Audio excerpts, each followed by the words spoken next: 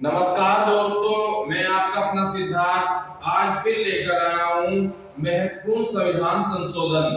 जैसा आप जानते हो कि जो पॉलिटी है, पॉलिटी में सीईटी का एग्जाम हो, एचएसएससी का एग्जाम हो या यूपीपीसीएस का एग्जाम हो, कोई भी एग्जाम हो, संविधान संशोधन से क्वेश्चन जरूर पूछे जाते हैं। तो आज हम जो महत्वपूर्ण संविधान संशोधन है उसके बारे में चर्चा कर लेते हैं। सबसे पहले अगर मैं बात करूं यहाँ पर, तो एक 42वां संविधान संशोधन हुआ था।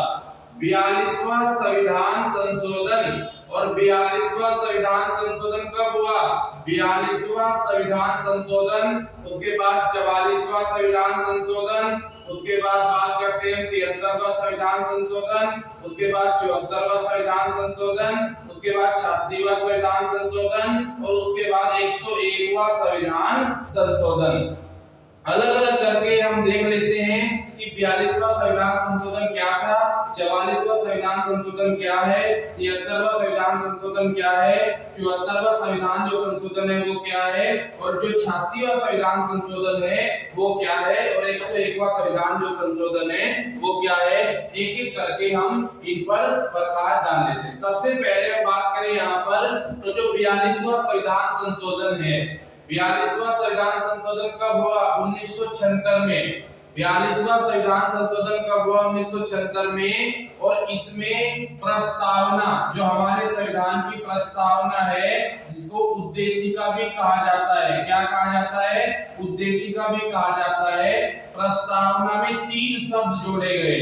कितने शब्द जोड़े गए? प्रस्तावना में 3 शब्द जोड़े गए। पहला समाजवादी, दूसरा पंथ निरपेक्ष, और तीसरा जो शब्द जोड़ा गया उसको कहा गया अखंडता। यानी 42वें संविधान संशोधन के तहत हमारी प्रस्तावना में 3 शब्द जोड़े गए। 1975 की इमरजेंसी आपातकाल के बाद ये संविधान संशोधन हुआ था। कब? 1976 में। आगे हम बात करें तो हमारा जो संविधान का अनुच्छेद 51 है, यानी 51 का क्लोज जो क्या है ये, उसमें मौलिक कर्तव्यों को भी किसकी सिफारिशों के आधार पर जोड़ा था? मौलिक कर्तव्यों को भी 42वां संविधान संशोधन 1976 की सिफारिश के आधार पर जोड़ा गया था। और ये सरदार स्वर्ण सिंह समिति, कौन सी समिति बनाई गई थी? सरदार स्वर्ण सिंह समिति बनाई गई थी। पहली बात, पहला प्रस्तावना में 3 शब्द जोड़े, कौन कौन से? समाजवादी, पंथ निरपेक्ष, अखंडता। मौलिक कर्तव्य जोड़े सरदार स्वर्ण सिंह समिति की सिफारिशों के आधार पर। अगर हम बात करें 42वां संविधान संशोधन 1976 की, तो इसको मिनी संविधान कहा जाता है। क्या कहा जाता है? मिनी संविधान कहा जाता है। और इसी को लघु संविधान कहा जाता है, क्योंकि सबसे ज्यादा जो संशोधन हुए थे वो 42वें संविधान संशोधन 1976 में हुए थे। अगर मैं बात करूं लोकसभा की, लोकसभा और जो राज्यों की विधानसभा है, राज्यों की विधानसभा का जो कार्यकाल है वो आपातकाल स्थिति में, कौन सी स्थिति में? आपातकाल स्थिति में 1 वर्ष के लिए बढ़ा दिया जाएगा। कितने वर्ष के लिए बढ़ा दिया जाएगा? 1 वर्ष के लिए बढ़ा दिया जाएगा। ऐसा 42वें संविधान संशोधन में लिखा गया है। उसके बाद हम बात करते हैं यहाँ पर 44वां संविधान संशोधन कब हुआ? तो हम बात करते हैं यहाँ पर कौन सा? 44वां संविधान संशोधन। तो 44वां जो संविधान संशोधन है, 44वां संविधान संशोधन, 44वां संविधान संशोधन कब हुआ? 1978 में हुआ। 44वां संविधान संशोधन कब हुआ? 1978 में हुआ। और ये संपत्ति के अधिकार से संबंधित था। किसके अधिकार से संबंधित था? संपत्ति के अधिकार से संबंधित था। कौन सा संविधान संशोधन? 44वां संविधान संशोधन।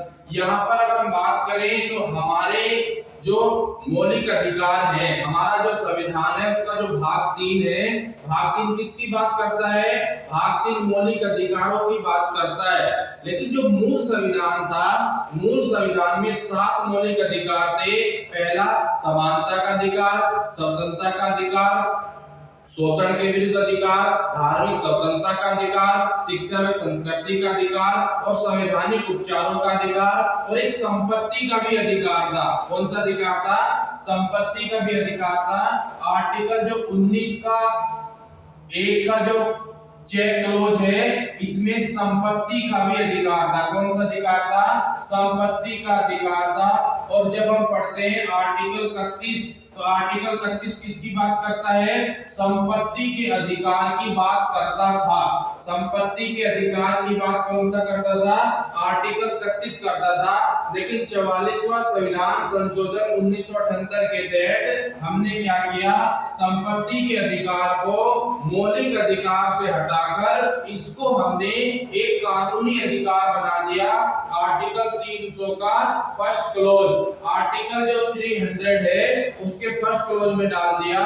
और ये जो संपत्ति का अधिकार है, संपत्ति का जो अधिकार है वो अब मौलिक अधिकार में होकर क्या हो गया? वो एक कानूनी अधिकार हो गया। क्या हो गया? कानूनी अधिकार हो गया। दूसरा अगर हम बात करें तो आपने जब हम पढ़ते हैं आर्टिकल 352, आर्टिकल 352 किसकी बात करता है? आर्टिकल 352 जो बात करता है वो करता है राष्ट्रीय आपात की। किसकी बात करता है?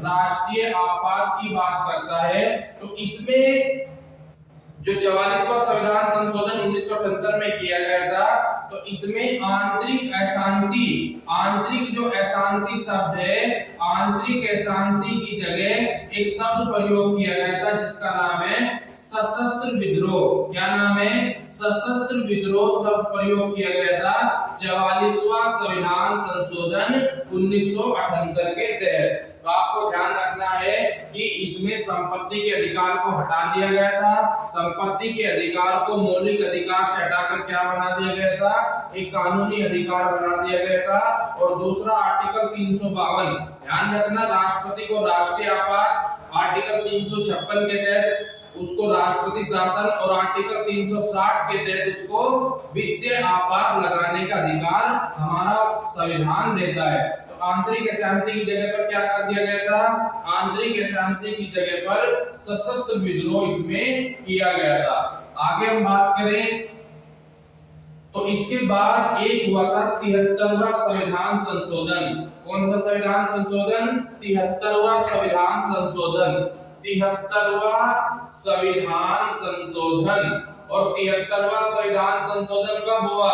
73वां जो संविधान संशोधन हुआ वो 1992 में हुआ। कब हुआ? 1992। जो किसकी बात करता है? जो बात करता है ग्रामीण स्थानीय स्वशासन की बात करता है। किसकी बात करता है? ग्रामीण स्थानीय स्वशासन यानी लोकल गवर्नमेंट की बात करता है। लोकल गवर्नमेंट की बात करता है। आर्टिकल 243 में भी इसका उल्लेख है। और जब हम बात करते हैं भारतीय संविधान की 11वीं अनुसूची, कौन सी अनुसूची? 11वीं अनुसूची की बात करते हैं तो 11वीं अनुसूची इसी संविधान संशोधन के तहत जोड़ी गई। प्यारे बच्चों, ध्यान रखने वाली बात यह है कि जो 11वीं अनुसूची है वो 73वें संविधान संशोधन 1992 के तहत जोड़ी गई। और इसमें ग्रामीण को स्वच्छ रखने के लिए 29 विषय दिए गए हैं। कितने विषय दिए गए हैं? 29 विषय दिए गए हैं। ग्रामीण स्वच्छता का पालन करने के लिए, गांव में विद्युतीकरण करने के लिए, यानी गांव की जो व्यवस्था है उसको सुदृढ़ करने के लिए 29 सब्जेक्ट इसमें दिए गए हैं। 29 जो सब्जेक्ट हैं वो दिए गए हैं आपकी 11वीं अनुसूची में। तो ध्यान रखना, 73वां जो संविधान संशोधन है वो 1992 में हुआ था। जो किसकी बात करता है? लोकल गवर्नमेंट की बात करता है। और 11वीं अनुसूची इसी के तहत जोड़ी गई थी। उसके बाद हम बात करते हैं 74वां संविधान संशोधन। कौन सा संविधान संशोधन? 74वां संविधान संशोधन भी 1992 में हुआ।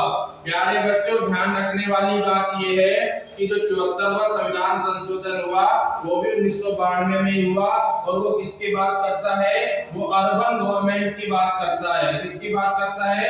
अर्बन गवर्नमेंट की बात करता है, यानी शहरी जो पंचायत है, शहरी पंचायतों का जो रखरखाव है, शहर का जो विद्युतीकरण है। इसकी अगर हम बात करें तो आपने पता होगा जिस प्रकार गांव में क्या होता है, गांव की अगर मैं बात करूं तो गांव के स्तर को त्रिस्तरीय पंचायत में बांटा जाता है। कितने स्तर में बांटा जाता है? त्रिस्तरीय पंचायत में बांटा जाता है। एक होती है ग्राम पंचायत, एक होती है क्षेत्र पंचायत और एक होती है आपकी जिला पंचायत। क्या होती है? जिला पंचायत। और इस प्रणाली को क्या कहा जाता है? इस प्रणाली को त्रिस्तरीय पंचायत प्रणाली कहा जाता है। लेकिन अगर शहरी पंचायत की बात करूं तो इसमें एक होता है नगर पालिका, एक होता है नगर पंचायत जिसको नगर परिषद भी कहते हैं, एक होता है नगर निगम। यानी ये भी त्रिस्तरीय में ही बांटा जाता है। और जो आपका 74वां संविधान संशोधन हुआ था 1992 में, उसमें क्या जोड़ा गया? भारतीय संविधान की 12वीं अनुसूची जोड़ी गई। कौन सी अनुसूची जोड़ी गई? भारतीय संविधान की 12वीं अनुसूची जोड़ी गई। और 12वीं अनुसूची में कितने सब्जेक्ट दिए गए हैं? 12वीं अनुसूची में 18 विषय दिए गए हैं। 18 विषय, यानी शहरी जो रखरखाव है, शहरी जो पंचायत है, नगर निगम है, इनका रखरखाव करने के लिए हमने 74वां संविधान संशोधन किया था। आगे हम बात करते हैं नेक्स्ट जो संविधान संशोधन है जो आपकी परीक्षा के लिए सबसे ज्यादा इंपॉर्टेंट हो सकता है, वो है 86वां संविधान संशोधन। कौन सा संविधान संशोधन? 86वां संविधान संशोधन। 86वां संविधान संशोधन 2002। कब हुआ? 2002। इसमें ये किसकी बात करता है? शिक्षा के अधिकार की। किसकी बात करता है? शिक्षा के अधिकार की बात करता है, राइट टू एजुकेशन। इसमें साफ तौर पर लिख दिया गया कि माता पिता अभिभावक या राज्य का यह कर्तव्य है कि वो क्या करे? 6 से 14 वर्ष तक के बच्चों को 6 से 14 वर्ष तक के बच्चों को क्या करे? 6 से 14 वर्ष तक के बच्चों को निःशुल्क शिक्षा का अधिकार उपलब्ध कराए। क्या करे? 6 से 14 वर्ष तक के जो बच्चे हैं उन बच्चों को निःशुल्क शिक्षा का जो अधिकार है वो उपलब्ध कराए। ये कौन करता है? ये बात करता है आपका 86वां संविधान संशोधन। ये 2002 में हुआ था। अटल बिहारी जो वाजपेयी थे वो भारत के क्या थे? प्रधानमंत्री थे।